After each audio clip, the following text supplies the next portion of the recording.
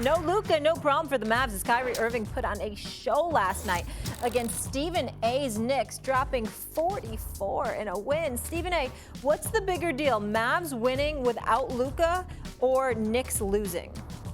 Well, I think Knicks losing because, you got Kendrick Perkins sitting on this set last hour talking about the Knicks are the second best team in the Eastern Conference. And then you go up against the Dallas Mavericks team. And although Kyrie Irving put on a show, and there's no surprise there because we know what a showstopper he can be at any particular moment.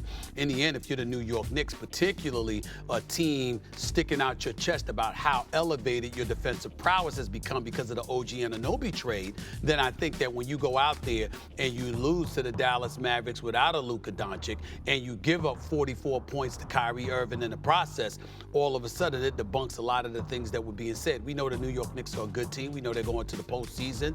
We'll see what happens once they get there. But for me personally, the minute I knew that Luka Doncic wasn't going to play, I expected the New York Knicks to win this game, and that did not happen. All right, staying in the association, heading to L.A. where it did not, hey, Brian Windhorst, Windy, where it did not look good for LeBron and the Lakers last night against the Suns. Bradley Beal outscored the trio of LeBron, AD, and Reeves by himself, dropping 37, including 8 from deep to their collective 36 and 127-109 win, dropping the Lakers back to under 500. LeBron, how you feel right now? We understand in order for us to win, we have to defend at a high level. So, every team, creates different challenges, different disadvantages or advantages or whatever the case may be. We prepare for it and we try to execute that.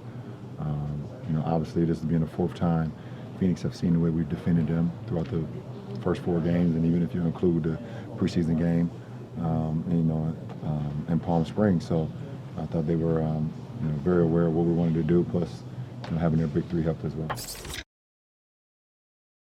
Are you concerned the Lakers will miss the playoffs? I'm getting to that point. I'm not quite there yet, Molly, but I'm getting there. I was at the game last night, fellas. I was not impressed with what I saw. It's just a regular season game. I get it. Bradley Beal put on the show. Phoenix is something to think about when the 3 of them are on the court, especially if Bradley Beal is balling like that. You know how I feel about Devin Booker. I mean, this brother is he is something special. And so he and Bradley Beal were taking turns scorching the Los Angeles Lakers. LeBron James seemed a bit lethargic last night, the same with Anthony Davis. But you expect that to happen when you're in your 21st season in the league and you just turned 39 years of age. And I'm looking at the rest of your guys, and I'm like, where the hell are they? They're non-existent. And I said I was joking around with Kendrick last week on NBA Countdown, or actually this week on NBA Countdown, and I'm talking about you take these cats out to L.A., you drive them around. You show them, make sure the sun is shining, the weather's nice, and you drive them around. You be like, you want to be here?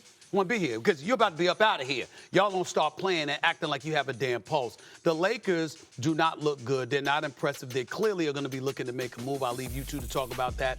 But in the end, I will tell you that I'm growing very, very concerned. You see the personnel in the Western Conference, the multitude of teams in the Western Conference. What you're supposed to be able to do is carry LeBron and Anthony Davis to some degree during the regular season by simply doing your job and using them in moments. Instead, you got to spell for them because you're gonna run them out of gas because nobody else is producing for you. It's a bad situation in Los Angeles with the Lakers right now. Make no mistake about it. And without question, I don't give a damn about their victory over the Clippers over a week ago.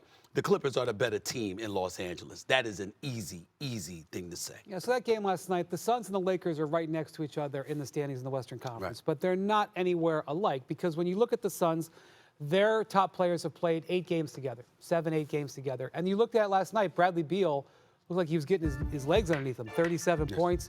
They looked great in this game. They had great energy. I think they're going to take off here. The Lakers have had their star players all year. I know that they'll tell you that they've had role players who've been out, and that's true. They've had role players out, and they've still got some guys out. But LeBron and AD have been healthy the entire season. I think they've missed 5 games between them. This is the healthiest they've been. And not only that, they're playing well. It's not like AD is not playing well. AD's playing great. Great. Okay? And so my thing is, we're 39 games into the season. They are a 500 team. Bottom line, they're just not good enough. Yeah. I mean, that's just the way it is. I'm not trying to Wilbon says that all the time. They're just not good enough. So now what are they going to do about it? Okay, in a few days here, January 15th arrives. That is when Rui Hachimura and Austin Reeves can be traded. Their contracts bar that for right now. I think once we get to January 15th, and we was, 3 weeks ago, a month ago, I was saying, wait till January 15th. Okay, well, it's here. I've seen it. I've seen 39 games now. They're not good enough, and I expect them to aggressively look to upgrade this team. The most valuable things that they have are Austin Reeves, not only because him as a player, but also his contract is very favorable. And they have one first-round pick they're allowed to trade. I believe in either 29 or 30, not both, one. And so I would expect the Lakers, after January 15th, to get aggressive. I don't think it's going to be Zach LaVine. I don't think that I think if they're looking for a player, they're looking for a player who can play at both ends of the court. Because one of the things that's happening, guys, they're asking so much from LeBron and AD defensively. They're having to play in both 35 minutes a night. They don't have the energy. They need another big. They need another shooter. But go ahead. Well, where's Molly? Where's Molly? She's on the screen somewhere. Hey, Big Perk. What are we doing on this Friday morning? Are we straddling the fence, or we actually at first Perk, take? could you do me a favor? Are we going to answer the question? Could you reinforce the rules of what happens on the show? Because the question is, concerned the Lakers will miss the playoffs. Stephen A. straddled the fence. I said yes. No, you said I'm leaning towards that way. That's straddling the fence. Lean with it, rock with it. And Wendy still haven't answered the question yet. Wendy, what's going on? Yes, not only am I concerned, they have to be concerned. They're 4.5 games out of 6th place. There we go. The answer is yes. Now, my answer is hell no, okay?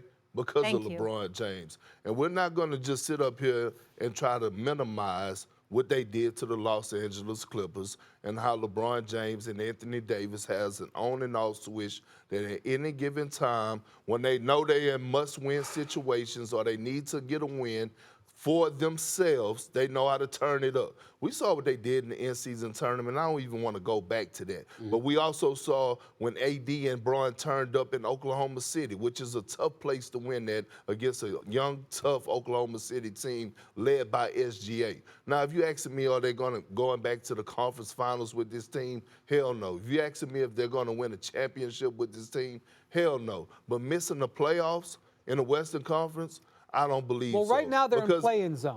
They're in play-in zone right now. Okay. Well, last year they wasn't even in the play-in zone before at this part of the season, and they got into the postseason. But they made moves before the trade deadline, and they immediately were better. They were the second-best team in basketball. And guess what? Right now, Anthony Davis is looking like a top 5 player in the league. And they're still on both 500. ends. That's okay. LeBron James have shown us, not in the past, like the past 20 years, this year, that he could turn it up another level when need be. Let me tell you what's going on in the Laker locker room right now. Okay. Everyone knows, and their head is on a swivel because they know something is probably about to happen. And it's hard to walk in the building and play at your highest or play at your best, at your top potential, knowing that you may be gone the next day. So that's why you're seeing the role players play the way they're playing right now, because they don't know. They don't know. But the Lakers missing the playoffs, they'll be in the playoffs. Okay. Well, the Lakers can't shoot threes. They need an additional big to help Anthony Davis, okay? That's number 2. Number 3, in the month of January, LeBron James is averaging 20 points, shooting 61% from the free throw line and like 26% from threes. I don't think that'll last. My point is that when you go out on the basketball court, there's only but so much you can do when the other fellas don't show up. And you're telling me, oh, they didn't show up because they're not showing up because they're fearful. Their head is on a swivel. Well, guess what? Was it that way in October? Was it that way in November? I mean, damn, at some point in time, you got to show up and act like you got Anthony Davis and LeBron James. You got to do something. And say, you know what? The rest of the fellas got to do something. You know, look, shooting 60% from the free throw line, that's no excuse. The reason that his points have dropped in January is because Darvin Ham has switched his position. He is the point guard now. That's what we're saying. Okay. You gotta, and that's why I keep harping, whether it's Zach LaVine or whoever, you gotta get another playmaker and another quick guard around the perimeter. It better be somebody, Wendy, that can shoot. It can't be somebody that, oh, you can score, but they can't shoot. They need a shooter. They need a shooter to make a deep run in the postseason. Okay. They need a third player in order to get, deep into the, you know what I'm saying, get to the postseason. There you go, Molly. Lakers 10th in the West right now. They play the Jazz tomorrow. We'll leave it there. Big Perk, thank you. I needed my reinforcement. Bodyguards in the building, he's getting folks. soft on me today. Yeah, I don't know what's up with him. Yeah. L tissue. Is that his line?